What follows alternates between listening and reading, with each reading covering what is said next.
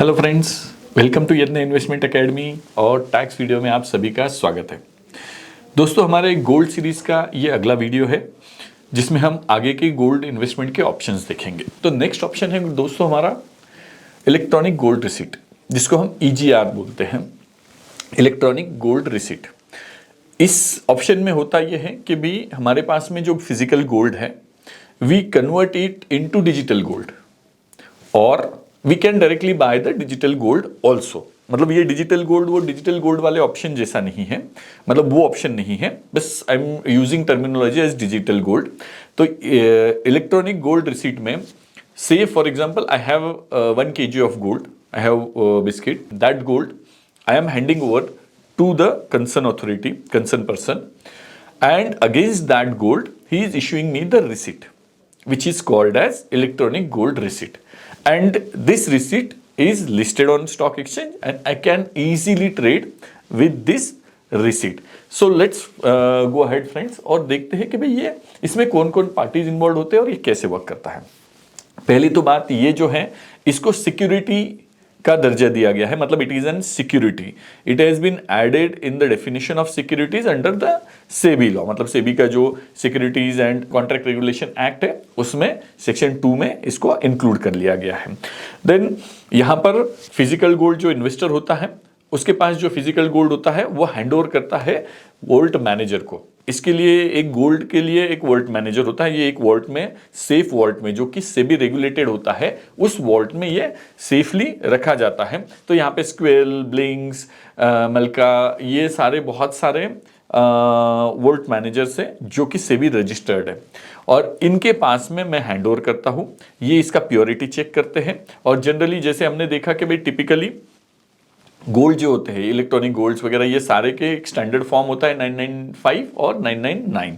तो इस फॉर्म में ये 995 प्योरिटी के साथ चेक होता है, नहीं है तो उसमें कन्वर्ट किया जाता है और इक्विवेलेंट जो ग्राम हमारे बनेंगे, जितना गोल्ड बनेगा उसका हमको इलेक्ट्रॉनिक रिसीट दिया जाता है।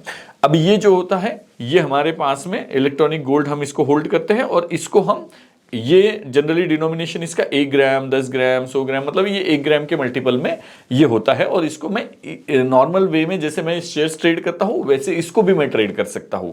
कि फॉर एग्जांपल मेरे पास में 10 ग्राम गोल्ड है तो मैंने 1 ग्राम आपको सेल कर दिया थ्रू एक्सचेंज ओनली, दूसरे को जो दूसरा बायर है उसको कर दिया और वहाँ पे प्राइस आती है, उस प्राइस पे मैं इसको ट्रेड कर रहा हूँ। तो यहाँ पर ये जो हमारे पास में EGR है ये फ्रीली एक्सचेंजेबल है, ट्रेडेबल है और ये कहाँ पर होल्ड होते हैं? मेरे डीमैट अकाउंट में। इसके लिए मेरे लिए डीमैट अकाउंट जरूरी है क्योंकि ये लिस्टेड सिक्योरिटी है, तो डीमैट अकाउंट मेरे पास में चाहिए और ये नॉर्मल शेयर्स, ETF जैसे हम इसको, म्यूचुअल फंड जैसे इसको ट्रेड कर सकते हैं। यहाँ पर एडवांटेज क्या है कि भाई इसके लिए मेरे पास में फिजिकल गोल्ड है, इधर मैंने सरेंडर किया है या मेरे पास में सेकंड ऑप्शन भी है कि भाई I don't have gold but मुझे गोल्ड बाय करना है, तो I will go to the exchange and I will see कि भाई कौन से EGR जो है, मतलब कहीं पे EGR है क्या और वो मैं खरीद सकता हूँ क्या। तो हुएवर इज होल्डिंग EGR उसके प्राइस कोट होंगे वहां पे, जैसे स्टॉक एक्सचेंज पे ETF के प्राइस कोटेड है या फिर हमारे पास में कोई शेयर्स के प्राइस कोटेड होते हैं, उस प्राइस पे मैं जाके खरीद सकता हूँ। तो that way I can even buy the ready EGRs, I need not have to have the physical gold and then go for the conversion of that EGR। बस मैं है वो EGR को भी बाय कर सकता हूँ। अब इसमें टैक्सेशन पॉइंट ऑफ व्यू से देखें तो EGR पे STT लगेगा क्योंकि लिस्टेड है, तो इस पे STT चार्ज होता है। इसके ऊपर जितनी भी बार इसमें एडवांटेज, इनकम टैक्स पर्सपेक्टिव से बहुत सारे एडवांटेज दे रखे हैं कि भाई मेरे पास में फिजिकल गोल्ड है, वो फिजिकल गोल्ड अगर मैं EGR में कन्वर्ट करता हूं तो यहाँ पे कोई ट्रांसफर काउंट नहीं होगा, no capital gain will arise. इसको एक्सक्लूड कर दिया है सेक्शन 47 में, इसको डाल दिया है तो ये एक्सक्लूड हो जाएगा। जब मैं EGR में ट्रेड करूंगा, EGR में मतलब मैंने अब वो मेरे पास में EGR रिसीट है और मैंने इसमें ट्रेड करना शुरू किया तो यहाँ पे कैपिटल गेन तो आएगा क्योंकि आई हैव परचेस्ड, मान लो कि भाई मैंने एक्सचेंज पे ही परचेज किया 100 रुपीज में और मैं 110 में बेच रहा हूँ, तो 100 का 110 में जा रहा है तो 10 रुपए का प्रॉफिट मेरा कैपिटल गेन हो गया, मे बी शॉर्ट टर्म और long term depending on the period of holding, तो वो मेरे पास में कैपिटल गेन हो जाएगा। पर यहां पर मैं गोल्ड बेच रहा हूं, यहां से मैंने एक दूसरे को बेचा तो नो GST।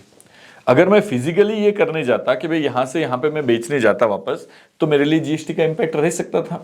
तो यहां पर यहाँ पर ये हो सकता था जीएसटी, यहाँ पे जीएसटी इंपैक्ट नहीं है even though I am trading continuously. तो मैं जितनी भी बार ट्रेड करूंगा no GST, only income tax will arise.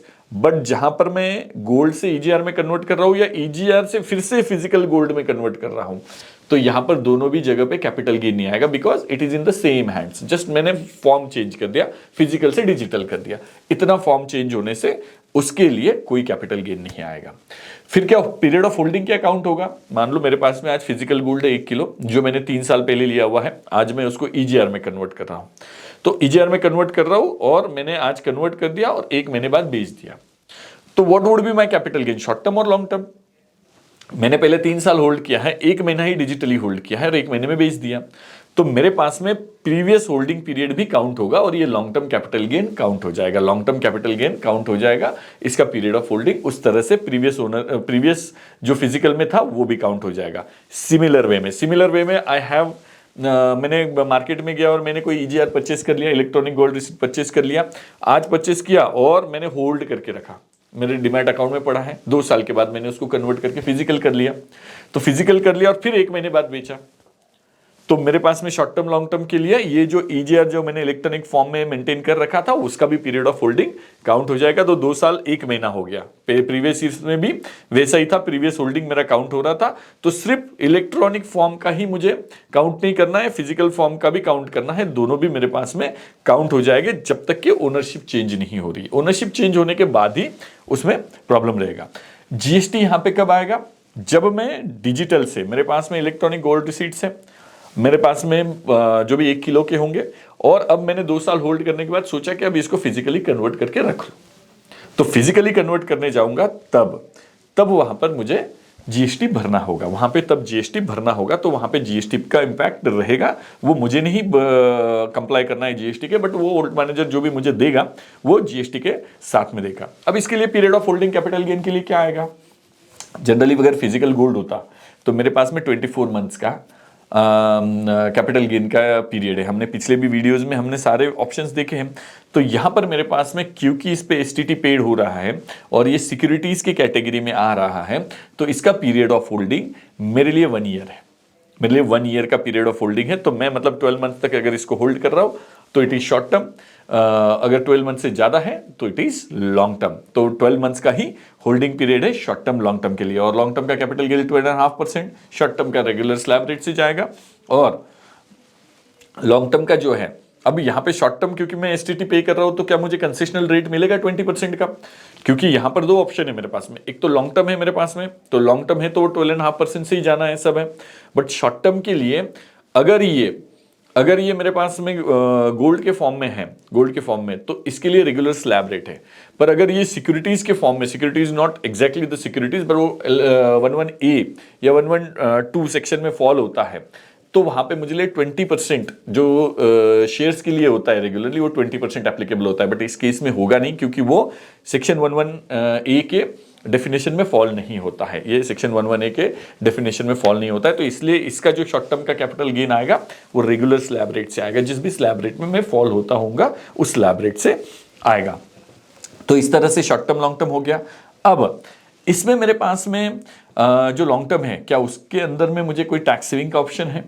तो हाँ, डेफिनेटली मैं अगर किसी हाउस प्रॉपर्टी में इन्वेस्ट करता हूं तो हाउस प्रॉपर्टी का जो ऑप्शन है मेरे पास में, वो ऑप्शन है अवेलेबल मेरे पास में। तो मेरे पास में लॉन्ग टर्म कैपिटल गेन है ईजीआर से, वो लॉन्ग टर्म कैपिटल गेन के लिए मैं किसी हाउस प्रॉपर्टी में जाता हूं तो 54F के अंडर में मैं इसको इन्वेस्ट कर सकता हूं। मुझे उसके कंडीशंस नो डाउट वो फुलफिल करने पड़ेंगे, मोर देन 1 हाउस में रख नहीं सकता। उसके बाद सेलिंग के भी जो ऑप्शन है, कंस्ट्रक्शन परचेस के भी जो भी कंडीशन है, वो अकॉर्डिंगली मुझे फुलफिल तो करनी है। But do I have option? Yes, I have option to invest in residential house property to save the taxes. अब ये जनरली किसके लिए सूटेबल हो सकता है, किसके लिए अच्छा हो सकता है? कि भाई जनरली अगर मैं आज गोल्ड लेने जा रहा हूं, तो मैं आज परचेस करने जाऊंगा तो इमीडिएटली मुझे जीएसटी भी भरना पड़ेगा गोल्ड परचेस पे।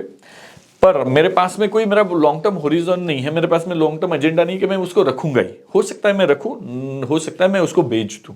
तो वैसे केस में मैं फिजिकल गोल्ड लेने जाऊं, उसको संभालूं। मान लो 1 किलो का गोल्ड मुझे खरीदना है, तो उसको लाना है, उसको संभालना है, उसकी सिक्योरिटी ध्यान रखना है, सब कुछ ध्यान रखना है।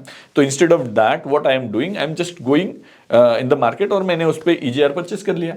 अब ईजीआर आ गया तो मेरे डीमैट अकाउंट में पड़ा है, तो फिजिकल हैंडलिंग का टेंशन नहीं है। अभी 1 साल हो गया, 2 साल हो गया, whatever wherever I want I can sell it off, मेरे पास में ऑप्शन है।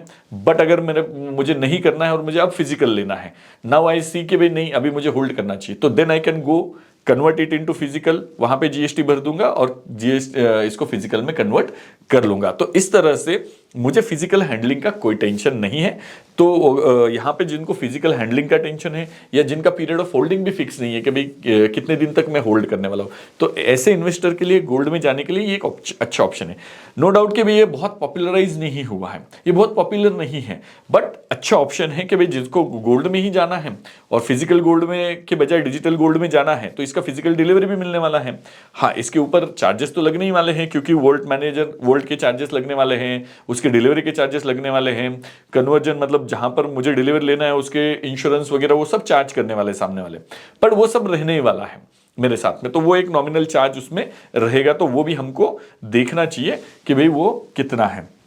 बाकी रिटर्न वाइज तो नॉर्मल जो गोल्ड के रिटर्न है उसके साथ डायरेक्टली लिंक है, तो इसलिए रिटर्न वाइज जिनको गोल्ड के रिटर्न में इंटरेस्ट है वो तो गोल्ड रिटर्न के लिए इसको देख ही सकते हैं। तो इस तरह से हमारे पास में अगर इसके प्रोज एंड कॉन्स देखने जाएं हम, तो इसमें ये पहला तो एडवांटेज क्या है कि भाई जैसे डिजिटल गोल्ड में हमने देखा था कि भाई कोई सेबी रेगुलेशन नहीं है, मतलब उसमें कुछ हो जाए कंपनी को कुछ तो उसका कोई भरोसा नहीं है। यहाँ पे ये सेबी रेगुलेटेड है, इसके वॉल्ट भी रेगुलेटेड है और ये लिस्टेड भी एक्सचेंज पे है, तो पूरा सेबी रेगुलेटेड है। इसमें मुझे स्टोरेज कॉस्ट के लिए झमेला कुछ करना नहीं, स्टोरेज कॉस्ट का मेरा टेंशन है नहीं, मैं इजीली ट्रेड कर सकता हूं, इजीली ट्रेड कर सकता हूं। और एवरी ट्रेड पे मुझे जीएसटी भी नहीं भरना है, एवरी ट्रेड पे मुझे जीएसटी भी नहीं भरना है, तो इसीलिए मेरे लिए ये सुटेबल है। तो ये मेरे लिए अच्छी चीजें हैं। खराब चीज क्या है इसमें कि भी ये प्रोडक्ट मतलब वैसे वे में इसमें मुझे स्टोरेज चार्ज देने हैं, अगर मुझे फिजिकली कन्वर्ट करना है तो फिजिकली कन्वर्जन में भी उसके डिलीवरी चार्ज वगैरह देने हैं, इंश्योरेंस देने हैं, तो वो एक चार्ज मुझे काउंट करना है कि भाई वो चार्ज एक रहने वाला है। और ये मुझे फिजिकल में मतलब रॉ फॉर्म में ही लेना है। ऑब्वियसली है कि भाई उन्होंने रॉ फॉर्म में ही उसको कन्वर्ट करके लिए, even though I have given the jewellery still he has converted it into the raw gold and वो रॉ फॉर्म में ही मुझे दिया है। ये बस इसमें एक है कि भाई ये प्रोडक्ट बहुत पॉपुलराइज नहीं है, इसलिए नोन नहीं है मार्केट में, इसलिए हो सकता है इसके ट्रेडिंग वॉल्यूम कम रहे, क्योंकि ज्यादातर लोग इसको जानते नहीं है, तो ट्रेडिंग वॉल्यूम कम रहने से उसकी लिक्विडिटी का इश्यू रह सकता है, ये इसमें रिस्क एसोसिएटेड है। तो दोस्तों हमने देख लिया कि भाई हाउ ईजीआर वर्क्स। इसमें और कोई क्वेश्चन होगा तो आप बिल्कुल कमेंट बॉक्स में लिख सकते हैं। नेक्स्ट हमारा ऑप्शन है gold mining companies. Gold mining companies है जो गोल्ड माइनिंग कर रही है या उसको प्यूरिफिकेशन ये वो सब प्रोसेसेस जो है वो करने वाली कंपनीज में इन्वेस्ट करना। तो ये नॉर्मल इक्विटी इन्वेस्टिंग जैसा हो गया कि भाई कोई कंपनी है जो गोल्ड की माइनिंग कर रही है, उसको प्यूरिफिकेशन कर रही है और उसको सेल कर रही है। तो ऐसे बहुत सारे कंपनीज लिस्टेड है नहीं इंडिया में। एक कंपनी है डेक्कन गोल्ड माइन लिमिटेड जो कि भी लिस्टेड है, जो कि भी कर्नाटका बेस्ड कंपनी है और वो लिस्टेड है। बाकी इंडिया में बहुत सारे ऑप्शन नहीं है, but we have overseas options through हमारे पास में इनडायरेक्ट इन्वेस्टमेंट के लिए कि भाई बहुत सारे जो इंटरनेशनल है, बैरिक है, न्यूमॉन्ट है या अग्निको वगैरह, ये जो कंपनीज है इनमें इन्वेस्ट करने के लिए इंटरनेशनल म्यूचुअल फंड्स हैं या इंडियन म्यूचुअल फंड उसमें एक्सपोजर लेते हैं। तो we have indirect exposure to that companies अगर हमको उसमें भी इन्वेस्ट करना है तो हमारे पास में इंडियन कंपनी तो एक ही है, बट इंटरनेशनल कंपनीज में भी इन्वेस्ट करने के लिए हमारे पास में थ्रू फंड्स हमारे पास में ऑप्शन है, इनडायरेक्ट ऑप्शंस हमारे पास में है। उन कंपनी के स्टॉक्स में हम कर सकते हैं और अदरवाइज भी हम एलआरएस वगैरह के थ्रू डायरेक्ट भी उन कंपनीज में जाके उनके स्टॉक में इन्वेस्ट कर ही सकते हैं। अब यहाँ पे क्या है कि भाई ये गोल्ड से रिलेटेड तो है नहीं, क्योंकि ये कंपनी गोल्ड में डील कर रही है।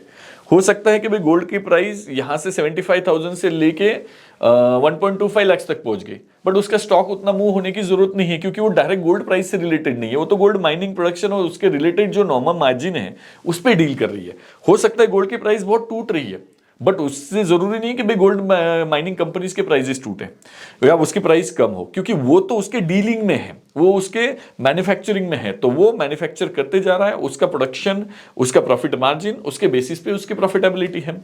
तो ये even though we are taking exposure in gold, but gold mining companies में डायरेक्टली गोल्ड प्राइजेस के साथ वो लिंक नहीं है, तो उसको दोनों भी साइड से देख सकते हैं कि वो वोलेटिलिटी की रिस्क भी नहीं है, या फिर उतना पोटेंशियल भी नहीं बोल सकते कि भाई हो सकता है उससे ज्यादा परफॉर्म करे, हो सकता है उससे लो भी परफॉर्म करे।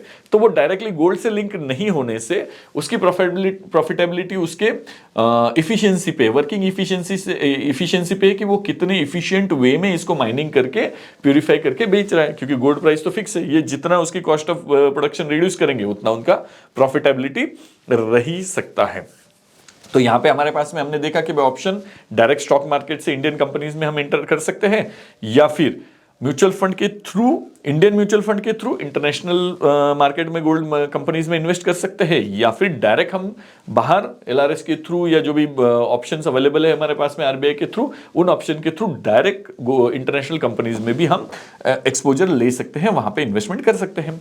अब यहाँ पे कैपिटल गेन देखेंगे तो एज वी सेड कि भाई ये कैपिटल गेन नॉर्मल सिक्योरिटीज की जैसा आने वाला है, इक्विटीज की जैसा आने वाला है। तो अगर इंडियन कंपनी में इन्वेस्ट कर रहे हैं तो 12 मंथ तक होल्ड किया है तो हमारा शॉर्ट टर्म हो जाएगा, और उसके लिए क्योंकि ये लिस्टेड कंपनी है तो यहाँ पे कंसेशनल 20% का रेट हमारे लिए मिल जाएगा शॉर्ट टर्म होने से, क्योंकि ये इक्विटी इन्वेस्टमेंट है। पहले हमने जो ईजेआर देखा था वहां पे वो इक्विटी इन्वेस्टमेंट नहीं होने से हमको 20% का कंसेशनल रेट नहीं मिल रहा था, वो स्लैब रेट से टैक्स हो रहा था। यहां पर ये कंसेशनल रेट से, क्योंकि इक्विटी इन्वेस्टमेंट होने से 1111A में ये फॉल हो जाता है, और यहां पे ये शॉर्ट टर्म में 20% में टैक्स हो जाता है। लॉन्ग टर्म का मोर देन 12 मंथ्स का है तो ये 12.5% से टैक्स हो जाएगा, प्लस सरचार्ज और सेस जो भी लगना है वो लगेगा।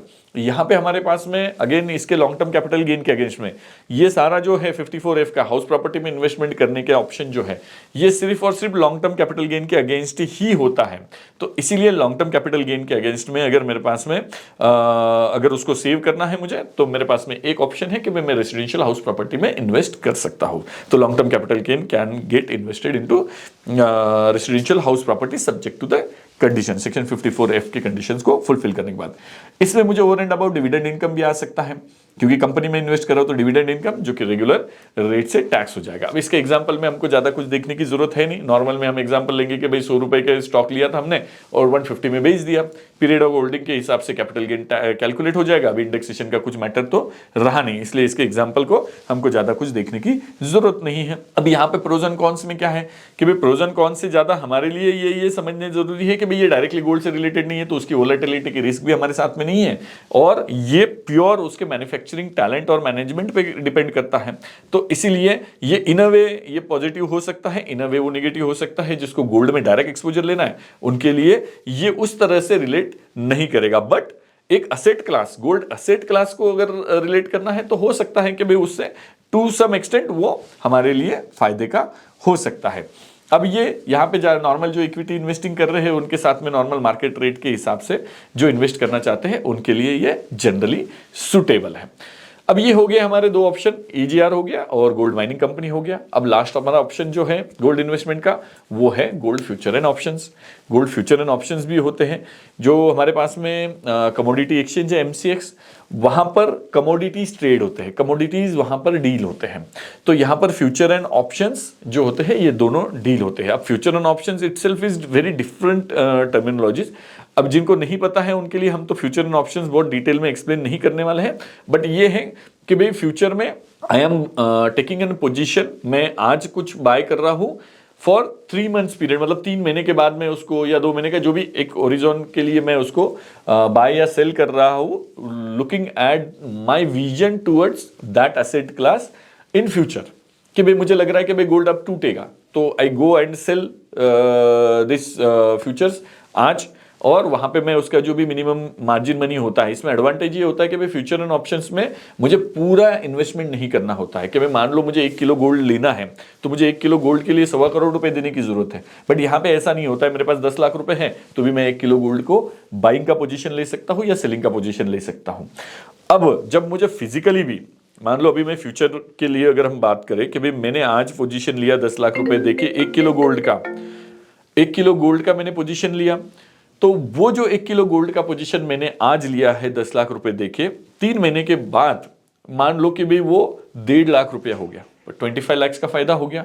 तो मुझे वो फिजिकल डिलीवरी लेने की जरूरत नहीं है, मैंने उसको वहां पर ही स्क्वायर ऑफ करना है, 25 लाख रुपीस का बेनिफिट ले लेना है और मैंने एग्जिट हो जाना है। दैट्स ऑल, ये खत्म हो गया। ऑप्शंस में ये होता है कि भाई I am not buying the gold, और ये मैं बस उसका एक ऑप्शन बाय कर रहा हूं कि भाई I am buying an right to buy. तो वहां पर मेरे लिए एक एडवांटेज होता है कि भाई लोअर साइड लिमिट हो जाती है कि भाई मान लो मैंने ऑप्शन में मान लो 500 रुपीज देके I bought a option to buy gold in future at मान लो 1,30,000, 1,30,000 पे बाय करने का मैंने ऑप्शन बाय किया है आज 1,000 रुपीज देके, आज 1,000 रुपीज दिया है और वो ऑप्शन बाय कर लिया। Now if the gold price come to 1 lakh रुपए, तो मुझे कुछ नहीं करना है, मेरा 1,000 रुपए गया, मुझे वो कोई ये नहीं है क्योंकि मैंने सिर्फ ऑप्शन बाय किया था। It is not mandatory to me to buy at that price. तो मेरे पास में लोअर साइड में ये है, अगर बढ़ जाता है तो मुझे उस समय में उसको बेच देना है और जितना प्रॉफिट हुआ वो लेकर निकल जाना है। That's all. तो ऑप्शन में मेरे पास में ऑप्शन में मैं सिर्फ ऑप्शन बाय करता हूं, it is not mandatory, but future में it is mandatory. Square off करना है पोजीशन को और उसको उसका प्रॉफिट और लॉस का लिमिट नहीं है, यहां पर हम वन साइड लिमिट कर सकते हैं। इसमें कॉल ऑप्शन पुट ऑप्शन दोनों भी होते हैं। तो ये जो एक्चुअल वर्किंग है इसका, इसमें हम जाएंगे नहीं। इसके लिए मेनली तो हमारे पास में डिमैट अकाउंट चाहिए, इसमें डिपॉजिट के लिए मार्जिन चाहिए, तो हमारे पास में मार्जिन रखना है, डिपॉजिट अकाउंट रखना है, मतलब डिमैट अकाउंट, ट्रेडिंग अकाउंट रखना है और इसमें वर्क करना है। ये डेरिवेटिव कॉन्ट्रैक्ट्स गिने जाते हैं इंडिया में, इसको सेबी ने उसको डेरिवेटिव कॉन्ट्रैक्ट का फॉर्म दिया है। अब यहां पर जो फ्यूचर है, फ्यूचर में ऐसा पॉसिबिलिटी है क्योंकि सेबी ने कुछ ऑप्शंस दे रखे हैं कि भाई फ्यूचर जो डील करता है, फ्यूचर ट्रेडिंग जो कर रहे हैं, उसमें उनके पास में ऑप्शन है कि भाई वो फिजिकल डिलीवरी भी ले सकते हैं। कि भाई मान लो फ्यूचर में जाके मुझे उसको स्क्वायर ऑफ नहीं करना है, आज मैंने बाय किया है 3 महीने के बाद के रेट के लिए, आज बाय कर लिया है और मैंने उसका मार्जिन मनी जो भी था वो दे दिया है। अब मार्जिन मनी 10 लाख देकर मैंने आज 1,30,000 का रेट जो चल रहा था 3 महीने के कॉन्ट्रैक्ट के लिए, उसको मैंने बुक कर लिया है। अब after 3 months, after 3 months price may be whatever, maybe 1 lakh or maybe 1,50,000. I have option to get it delivery, physical delivery. But ये हर एक्सचेंज पे नहीं होता है, हर जगह पे नहीं होता है। इसके डेजिग्नेटेड सेंटर्स होते हैं जहां पर ही मैं उसको कर सकता हूं। तो हर जगह पे हमको स्क्वायर ऑफ ही करना होता है क्योंकि डिलीवरी का ऑप्शन हर सेंटर पे हर जगह पे नहीं होता है। तो दिल्ली है, अहमदाबाद है, ये सेंटर्स दे रखे हैं जहां पे हमको वो ऑप्शन उस तरह से बाय करना होता है। और तभी ऑप्शन, मतलब आई am using option general terminology, option gold option की बात नहीं कर रहा हूं। फ्यूचर जो मैं बाय कर रहा हूं वहां पे मुझे बाय करते समय वो लेना होता है कि भाई इट इज डिलीवरेबल, मतलब तो वैसे फ्यूचर्स के लिए कॉन्ट्रैक्ट डिलीवरी में हो सकता है। बट ऑप्शन जो होता है, ऑप्शन ट्रेडिंग में कंपलसरी स्क्वायर ऑफ होना ही चाहिए। Option trading is not cannot be settled in physical delivery. हाँ, इन द मनी अगर है तो वो फ्यूचर में कन्वर्ट हो जाता है और फ्यूचर को वापस में फिजिकल में कर ही सकता हो, तो वो ऑप्शन अलग अदरवाइज है। बट एज एन ऑप्शन जो ऑप्शन ट्रेडिंग है, ऑप्शन ट्रेडिंग में फिजिकल डिलीवरी का कोई चॉइस नहीं है, बट फ्यूचर में चॉइस है। फ्यूचर ट्रेडिंग जो मैं कर रहा हूं उसके लिए मेरे पास में चॉइस है। अब इसमें टैक्सेशन वाइज थोड़ा सा एंगल है, यहाँ पे जीएसटी तो है नहीं, पर यहाँ पर इनकम टैक्स के पॉइंट ऑफ व्यू से ये जो ट्रेडिंग अभी तक जितने भी गोल्ड ऑप्शन हमने देखे, ये सारे के सारे जनरली कैपिटल गेन में फॉल होते थे, unless and until it is for trading purpose.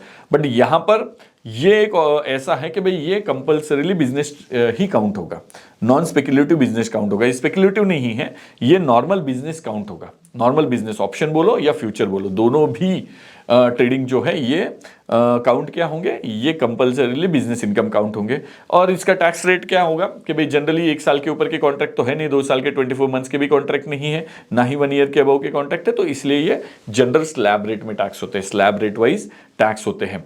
इसमें अगर लॉस हो गया तो मैं बाकी बिजनेस इनकम के अगेंस्ट में इसको एडजस्ट कर सकता हूं। बाकी अदर इनकम, सैलरी छोड़ के बाकी इनकम के अगेंस्ट भी जो भी सेट ऑफ के रूल्स है उसके अंडर में मैं एज अ बिजनेस इनकम इसको मैं बिजनेस लॉस में इसको सेट ऑफ कर सकता हूं। अदर इनकम के अंडर में भी, अदर इनकम हेड के अंडर में भी इसको मैं सेट ऑफ कर सकता हूं जिस साल में मुझे लॉस हुआ है।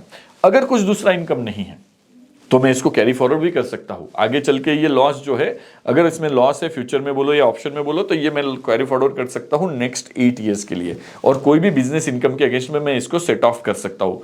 नेक्स्ट ईयर में जब मैं उसको कैरी फॉरवर्ड करूंगा तो दूसरे ऑप्शन में चांस नहीं है, बट बिजनेस इनकम के अगेंस्ट में मैं उसको कर सकता हूं।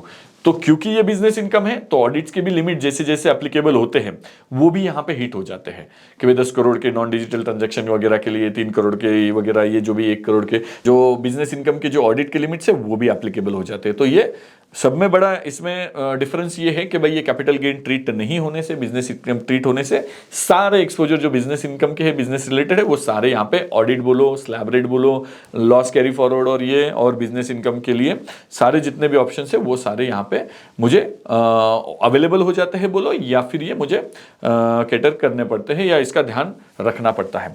अब यहाँ पे फ्यूचर एंड ऑप्शंस के लिए जनरली ये हेजिंग के लिए ज़्यादातर यूज होता है कि भाई फ्यूचर में जनरली ये वर्क कैसे होता है कि भाई अगर मेरा ज्वेलरी शॉप है और मेरे पास में कोई 2 किलो गोल्ड बाय करने के लिए आया, अब मैंने तो उसको दे दिया 2 किलो गोल्ड, पर अब मैं बाय करने जाऊंगा तब मुझे पता नहीं क्या रेट से होगा। तो उस समय में ये ऐसा करते हैं कि भाई यहाँ पे ऑनलाइन में MCX पे देख लेते हैं कि आज का क्या रेट चल रहा है, तो रेट भी उसी तरह से कोट करते हैं और उसको सामने बुक कर लेते हैं कि भाई मैंने बेच दिया, तो मैंने यहाँ पे मान लो कि भाई वहां पे 1,25,000 है बाइंग के लिए, मैंने यहाँ पे 1,26,000 में दे दिया इनको। तो इससे हुआ ये कि भाई ऑनलाइन से मैंने 1,000 का प्रॉफिट भी कमा लिया और मैंने नेक्स्ट बाय भी कर लिया वहां पे 1,25,000 से, मेरा प्रॉफिट भी आ गया। तो मेरी जो ये मार्केट वोलेटिलिटी है उसको हेज करने के लिए, ये जो इनसिक्योरिटी है इसको हेज करने के लिए ज्यादातर ये यूज होता है। लोग बहुत सारे इसको स्पेकुलेशन के लिए भी यूज करते हैं कि भाई मुझे लग रहा है कि भाई मेरे को हेजिंग वेजिंग कुछ नहीं करना है, बस मुझे लग रहा है कि ये बढ़ेगा इसलिए मैंने स्पेकुलेशन के लिए भी कर दिया। तो स्पेकुलेशन तो जनरली रिकमेंडेड तो होता नहीं है, बट ये ज्यादातर हेजिंग के लिए यूज होता है, या फिर जिसको फिजिकल फॉर्म में एक्सपोजर लेना था वो डिजिटल में लेने के हिसाब से भी इसको देखा जाता है कि भाई मुझे लगने वाला है गोल्ड, तो मैं फिजिकल डिलीवरी लेके रखने से अच्छा है कि भाई अभी यहाँ पे ऑनलाइन बुक कर लूँ, जब जो भी रेट आएगा उस समय का उसको मैं ये करके फिर डिलीवरी में ले लूंगा, या फिर मैं मार्केट में जाके फिजिकल उसको बाय कर लूंगा। तो इस तरह से ये लिवरेजिंग के लिए होता है।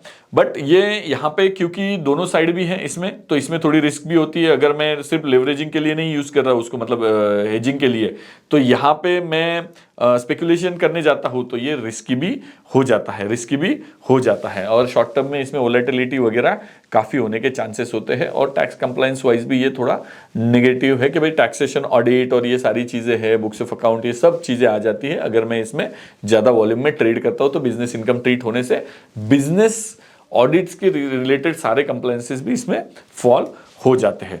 तो दोस्तों हमने यहाँ पर लगभग गोल्ड के सारे ऑप्शंस हमने इन्वेस्टमेंट के देख लिए। अब आगे हम देखने वाले हैं इसमें कि भाई मैं कितना गोल्ड होल्ड कर सकता हूँ, मेरे पास में स्त्रीधन जो कंसेप्ट होता है वो क्या होता है, वहां पर मेरे पास में और जो एंसिस्ट्रल गोल्ड आया है उसका क्या होगा, उसका टैक्सेशन या उसका क्या इंपैक्ट होगा, मैंने कितना फिजिकल गोल्ड में रख सकता हूं जिसके लिए इनकम टैक्स को कोई ऑब्जेक्शन नहीं होगा, लीगली भी है और ऐसे भी मैं अदरवाइज क्या कर सकता हूं। तो अब ये इन्वेस्टमेंट ऑप्शन होने के बाद हम गोल्ड के रिलेटेड बाकी सिनारियोज यहाँ पे डिस्कस करेंगे, और gold as an investment class भी कैसा है इसको भी हम एक लास्ट में हम इसका एनालिसिस करेंगे। तो अभी हमारे इस सीरीज में लगभग 2 वीडियोज आने चाहिए, 2 या हो सकता है 3 भी वीडियो हो जाए अगर बहुत एक्सटेंड हो जाता है तो ये आगे आएंगे हमारे पास में ये बाकी वीडियोस। तो दोस्तों ये सीरीज को वॉच करते रहिए, आगे हम एक वीडियोस को लेके आएंगे। थैंक यू दोस्तों फॉर वॉचिंग द वीडियो।